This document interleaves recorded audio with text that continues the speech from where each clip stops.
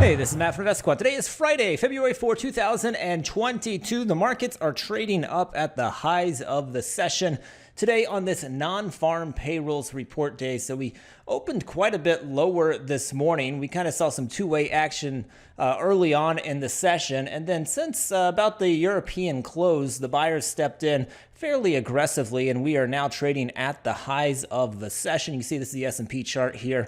In the top left corner of my charts here, 66 points of range, volume not bad, and hanging right around the highs of the session. What we're going to be looking at this afternoon, though, is what has happened historically on this non-farm payrolls report day going into the close when you've got a green candle forming on this day. So you're trading above the open. So let me get this set up with a 3 p.m. entry time. The exit's set to 4:15 p.m. Eastern time. Now, the filter that I'm going to add to make this a green daily candlestick that is forming is by going to the post-open filters and saying that the 3 o'clock price, which would be the intraday close here, is in or is above the open. So I'm going to hit equals here, this top option, close above the open. That's going to mean at 3 o'clock, the price is above the opening print for the session. Next, I'm going to put us in a similar market environment, above a 10, above a 200-day simple moving average. And lastly, in the market events, I'm going to say today is the non-farm payrolls report. Let me go ahead and hit view results.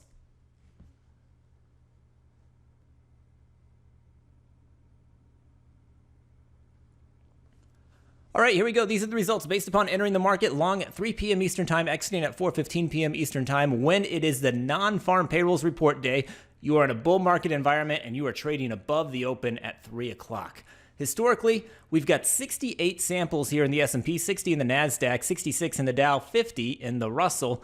Win rates on them a little mixed. The S&P coming in, 56% of these have closed above that 3 p.m. price. The NASDAQ is stronger at 62%. That's that orange equity curve, and it's the strongest equity curve here. If I just highlight over it, you can see that one's much more consistent than the others.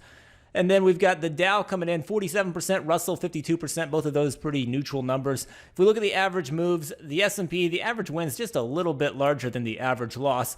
The NASDAQ has a more favorable average win compared to its average loss, as does the Dow and the Russell. So all four of them have mildly favored average win sizes compared to their average loss size. And the win rates on them overall is mixed. NASDAQ's the only one that's coming in somewhat strong at about 62%. So hopefully you found that helpful. Good luck today. We'll see you next time.